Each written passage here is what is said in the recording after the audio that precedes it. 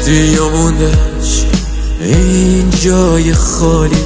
دوری میدونم از این حوالی، ردی ازت نیست هیچ جای این شهر. رفتی نگفتی بی تو چی میشم، نیستی و بی تو آسمون بارون زده.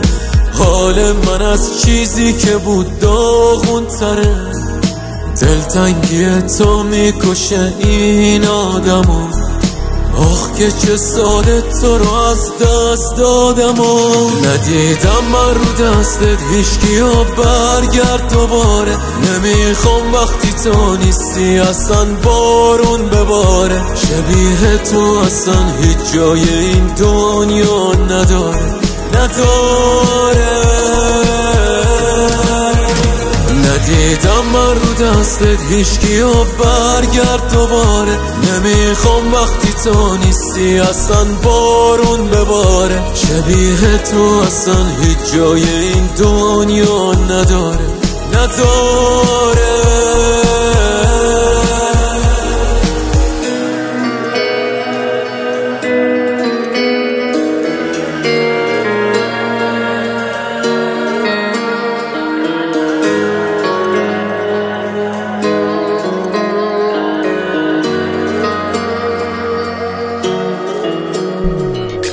دورت بگردم کجایی تو الان؟ چجوری من از توی فکر تو درام؟ آتیش دورید میسوزونتم، چشمات داده به خودش بد عادتم. ندیدم من رو دستت هیچکی و برگرد دوباره. نمیخوام وقتی تو نیستی اصلا بارون بباره. شبیه تو اصلا هیچ جای این دنیا نداره.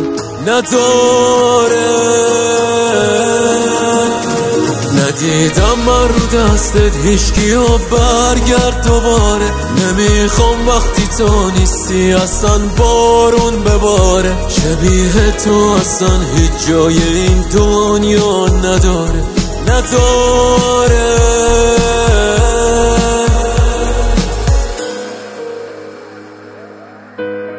فرهاد فروتنی، مسعود جهانی.